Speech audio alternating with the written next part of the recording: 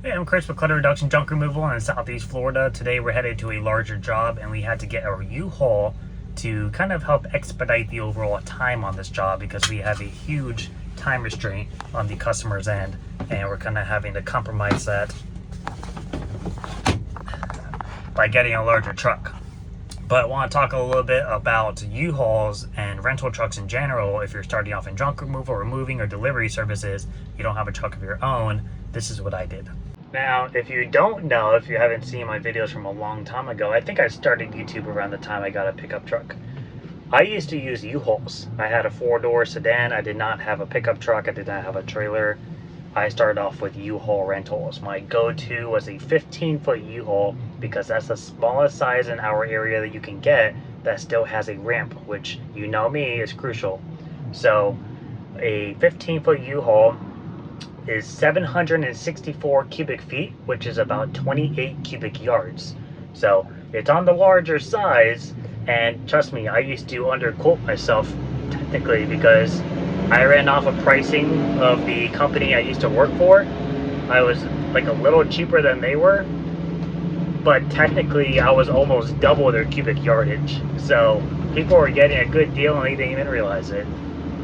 And at the end of the day, you know, it got a lot of my jobs done. You know, I used to think that, you know, doing the rentals was great because I was only working part-time, and even then, like, you know, I didn't have a job every single day. I was doing this part-time. So it was nice in terms of my overhead. Yeah, I lost more profit, like job to job, but I was saving money by not using a truck when I wasn't working. Because I was thinking in my mind, like, okay, if I go out and get a truck and I get insurance for it, how much more am I going to be paying every day if I'm not using it actively? So let's say, for example, I got a truck and the payment was, I don't know, 500 bucks. And then the insurance, let's just say the payment was like, you know, I don't know, 400 bucks a month, right? $900. You know, that's like what, $28, $29 a day. So every day I'm not working, I'm basically throwing out $28, $29. So when I started, the biggest problem that I felt I had was I wasn't able to brand myself. I'm out on these roads, even right now, nobody knows I'm a junk removal business. They just see a U-Haul. Everyone knows U-Haul, I must be moving. You know, people don't see that. I used to get magnets that I used to have on my car. I would put them on the truck doors. So at least at red lights, people could see that and say, oh, okay, junk removal. Or when I'm at a customer's house, they would see that. I used to get the little A-frame signs that you put out by restaurant doors. And then I got a banner wrapped and I zip tied to it. So when I was at job sites doing jobs, especially like apartment buildings or storage units, I would pop open the sign and stick it out next to my truck ramp so people walking by knew who I was and what I was doing. So I found that to like kind of help, but at the end of the day, I mean, using U-Hauls and rental trucks in general for every job, one problem is that you have to load and offload the truck every single day. You know, sometimes there's a little bit of a time delay when you go to pick it up or drop it off. Or sometimes you know, they cancel your reservation on you because the other person never returned the truck. And now you have to last minute try to scurry around and try to find something. Hopefully it's available. You might have to go a size up or a size down, and then you have to improvise a little bit. So there's a lot of factors that came into play. One more negative, I'm sure some of you are probably thinking this, is, well, how did you plan these things last minute when you're booking jobs as a part-time? Well, that was a little bit of a problem. That U-Haul I was at today, that's the one I used because it was literally 0.6 miles away from me. I'd either drive there and park or walk. So it was super close. Now, I did have some situations where, you know, I was booking jobs same day. Someone called me on a Saturday at 8 o'clock in the morning. Hey, I have a couch, can you come by and pick it up? Absolutely. What I wouldn't do is say, yeah, I'll be there in an hour. No, I would say, absolutely, I can get there by 12 o'clock. Now, that's a 4-hour gap, right? I did that to ensure myself, number one, I have time to get all my equipment, finish off whatever I was doing, because obviously that's like a just random call. And I made sure I was able to get a truck. I mean, you don't have to do 12, you could do 10, you could do 11, but give yourself time to get a truck. And that's me like not even looking to see if there's a truck available yet. Although sometimes I would hop on the app real quick, type in my location and see what's available as they're talking to me. Like, my price was my price. I didn't do anything super crazy with, you know, intricate details. So if they said, like for this, if someone's like, hey, I got a secretary desk and a couch, you know, when's that like, when can you come by and pick that up? I'm thinking in my head, okay, all I need is a pickup truck. As I'm talking to them, figuring out where they live and stuff and the details and letting them know the price to see if it's even worth it, I'm on my U-Haul app looking for pickup trucks to see what's available and closest to me. If something's available, I say, yeah, I could definitely take care of that for you. I can be there by 9, 10 o'clock. You know, whatever I need to do to give myself enough time to make sure I can get the truck rental, go back home, get my equipment, and then make it out to the job. So it was definitely a lot of fast-paced thinking that you have to be ready for. And there is going to be some sacrifice with, you know, not having just to be able to go quick and grab stuff. You know, I did lose a couple of jobs here and there where, you know, it was, hey, you know, there's no trucks available on a Saturday at 4 o'clock in the afternoon.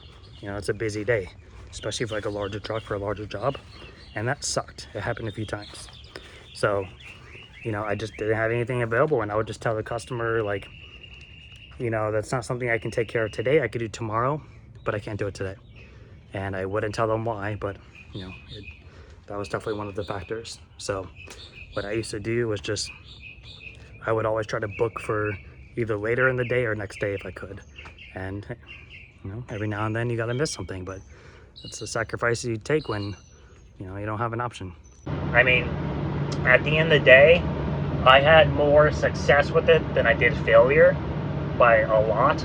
So I didn't see too much of a problem with it, but those were the common problems that did come up. You know, you're also in a truck where, you know, you don't know the condition of the item. Like, you know, I could have a transmission problem I don't know about. I could have a flat tire, or, you know, I may not have like a lock for the back door and I have all my equipment just sitting back there or something. So there were some things that like kind of used to bother me about that.